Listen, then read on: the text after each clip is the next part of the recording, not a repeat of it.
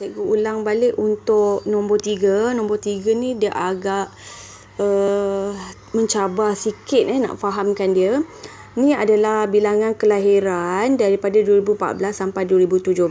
Kita tengok bilangan kelahiran bayi tu semakin berkurangan. Jadi, dia suruh bina rumus berdasarkan pola kelahiran bayi tersebut. Nombor-nombor ini membentuk satu pola lah. Jadi, ini kalau dalam ADMAT kita di bawah tajuk janjang. Okey, jadi kita buatlah pola dulu. Daripada sini kita buat pola macam ni. Okey, macam jawapan ni. Okey. Jadi kita nampak nombor dia semakin berkurang. Jadi bila kita tolak, semuanya beza dia adalah 15,000. Nombor ni A sebutan pertama tolak dengan sebutan kedua. Ni T2 kita panggil. Ni T3, yang ni T4, yang ni A. Itu adalah kalau dalam ADMAT sebutan pertama lah. Okey. A.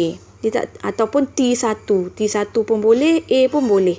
Okey, nak buat T1 pun boleh. Jadi, bila kita tolak T1 tolak T2, kita dapat beza dia 15,000. T2 tolak T3 pun sama juga, 15,000. T3 tolak T4 pun sama juga, 15,000. Jadi daripada sini, cabaran dia kita nak membentuk rumus tu macam mana. Jadi teruslah cikgu tunjukkan dekat sini macam jawapan ni. Okey, sekejap. Padam. Okey, jawapan ni cikgu besarkan sikit. Untuk mendapatkan nombor yang pertama, T1, dia ambil nilai yang asal. Semuanya dia comparekan daripada nilai yang asal.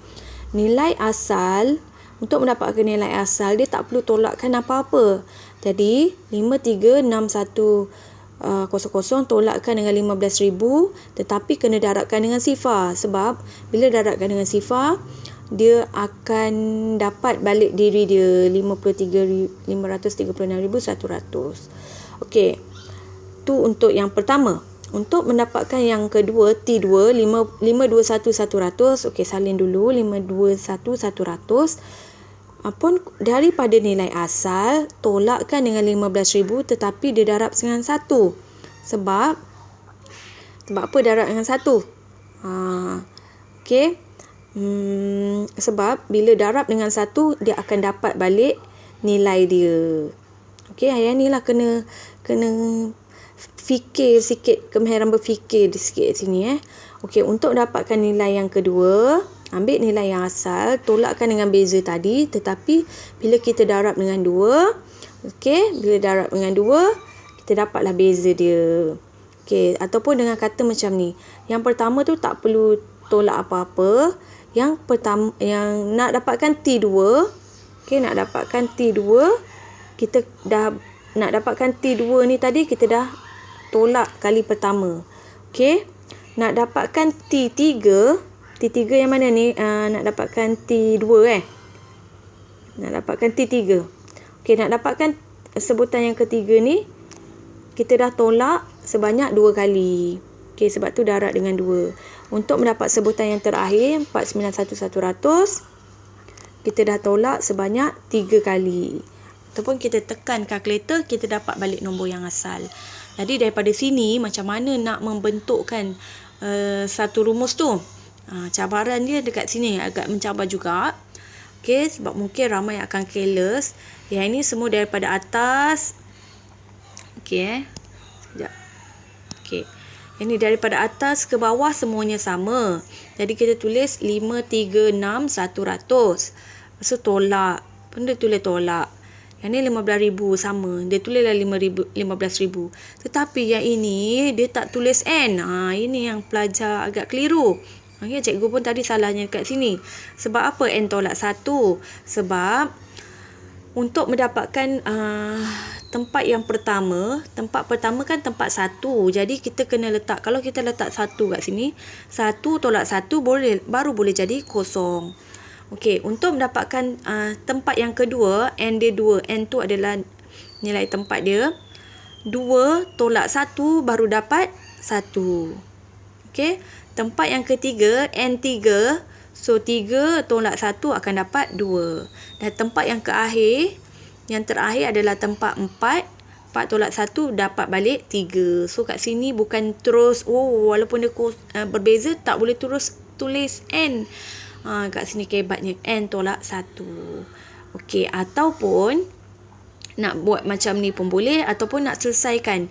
Maksudnya yang ni kita darabkan dia jadi 15,000 N. Yang ni dia jadi positif negatif 15,000 darab dengan 1 dia dapat positif. Jadi 53,100 tambahkan dengan 15,000, sebab tu dapat 51,100 tolakkan dengan 15,000 N. Dia selesaikan daripada sini. Okey, jawapan pertama boleh, jawapan yang kedua pun boleh. Di mana kalau nak buat jawapan yang pertama, cikgu tuliskan dekat sini cara yang betul lah. Ataupun nak buat jawapan kedua pun boleh. Okey, cikgu tulis jawapan yang kedua lah. Cikgu ambil yang ni 55100. Kita tinggal 10. Tu 00 tolakkan dengan 15,000 N. Okey kan cikgu suruh buat titik bertindih. Cikgu tak muat. Cikgu tulis kat bawah N tu mesti bermula dengan tak boleh lah daripada 0, 1, 2, 3. Kita bermula dengan nombor 1, 2, 3. N tu di mana? N tu menunjukkan ni nombor tu. Ni nombor pertama. Ni nombor kedua, nombor ketiga, nombor keempat. Okey. Kalau nombor ketiga 3 tolak 1 3 tolak 1 dapat 2. Boleh satu lagi ni. Ataupun nombor 4. Sebab N tu adalah bilangan, nombor tu ada 4 jujukan. Okey. Sebab kita masukkan kat sini kan. Macam nombor yang terakhir ni 4. Masukkan N dia 4 tolak 1 dapatlah 3. Okey, mula nombor yang depan tadi nak jadikan kosong kan kita kena letak nombor 1. 1 tolak 1 baru dapat kosong. Jangan letak kosong. N tu tak boleh bermula dengan kosong. Sebab kosong tolak 1 nanti dapat negatif 1. Dia tak dapat kosong kat situ. Okey, inilah jawapannya. Okey, B pula. Sekiranya bilangan kelahiran bayi dalam negara tersebut mengikut pola seperti di atas bagi 5 tahun yang seterusnya, anggakan bilangan bayi yang dilahirkan pada tahun 2021. Jadi 2014 sampai 2021 berapa tahun tu? So dia kata 5 tahun yang ditambah lagi 5 tahun yang seterusnya. Okey. Jadi 14, 15, 16, 17, 18, 19, 20, 21. Kalau kita tengok dia adalah 8 tahun. Okey. 2014 sampai 2017 adalah 3 tahun. Okey. 15, 16, 17. Lepas tu tambah lagi 5. 17, 18, 19, 20, 21. Sekejap. 3 tambah dengan 5. Macam tu je. 3 tambah dengan 5. Abaikanlah 20, 21 ni yang terpening. Okey, tengok 2014 hingga 2017, 3 tahun. Tambah lagi dengan 5 tahun berikutnya, jadi 8 tahun.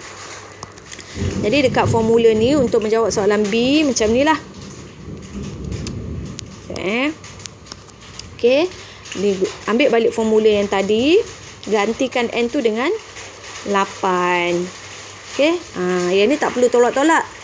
Bila dalam bentuk macam ni, dia terus gantikan N tu berapa.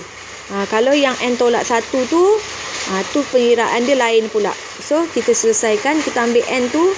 Macam ni terus ambil 8. Boleh? Jadi dapatlah 431,100. Panjang sikit nombor 3 ni. Dan seterusnya soalan yang terakhir. Sekejap Soalan yang keempat. Okey, soalan yang terakhir. Okey. Sekejap.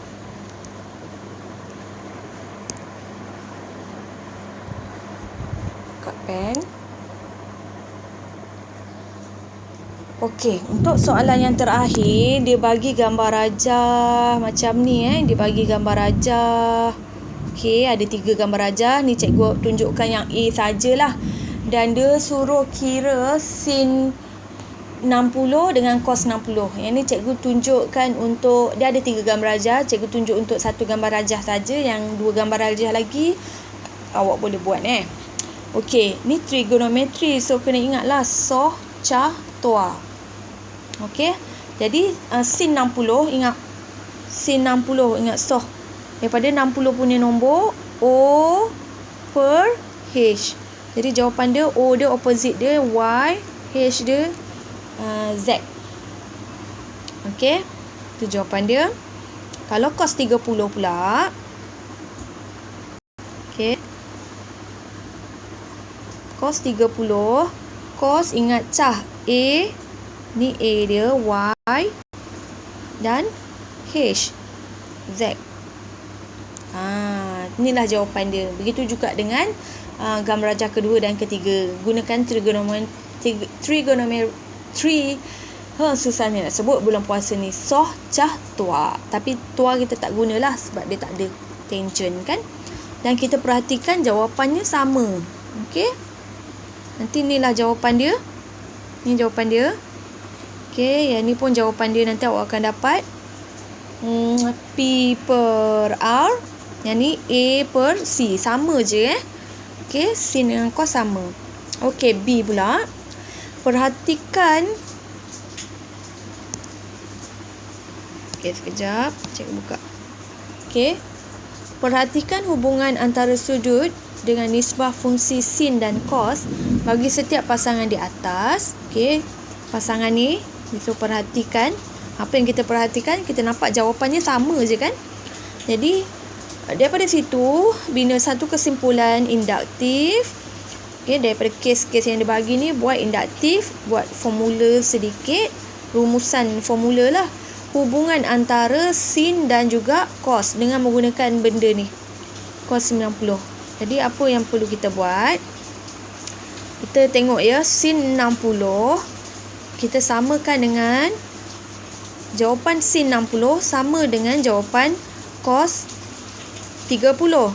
Jadi dia kena guna konsep fungsi cos 90 tolak theta ni. Jadi sin 60 sama dengan cos 90 tolak theta. Okey, tolak theta. Kalau ni 60, yang ini pun 60.